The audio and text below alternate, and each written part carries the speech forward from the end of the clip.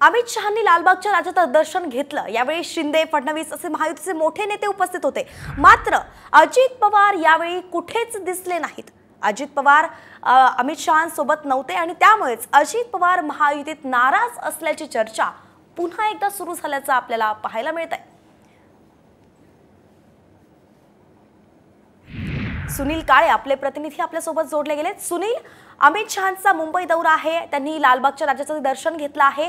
यावेळी महायुतीचे मोठे नेते होते, शिंदे सुद्धा होते, फडणवीस सुद्धा होते। मात्र अजित पवार कुठेच दिसले नाही, ते नाराज असल्याची चर्चा असल्याचंही बोललं जात आहे। बघतोय की अजित पवार खरं तर उपमुख्यमंत्री आहेत आणि ते स्वतः मुंबईमध्ये आहेत। मुंबईत असून सुद्धा गृहमंत्री अमित शहा आणि भाजपचे वरिष्ठ नेते आहेत आणि त्यांच्या बैठका होताना दिसत आहेत।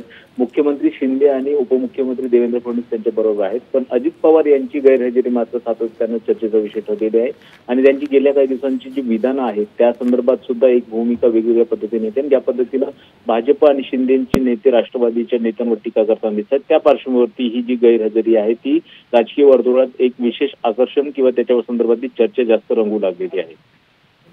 नक्कीच गेल्या काही दिवसांमध्ये आपण पाहिलं तर अजित पवारांची जी विधानं आहे त्यामुळे ते नाराज असल्याची चर्चा आणि आता त्यांची अमित शहा आल्यावर सुद्धा गैरहजेरी, यामुळे अजित पवार महायुतीत नाराज तर नाही अशी चर्चा पुन्हा होणारच झाली।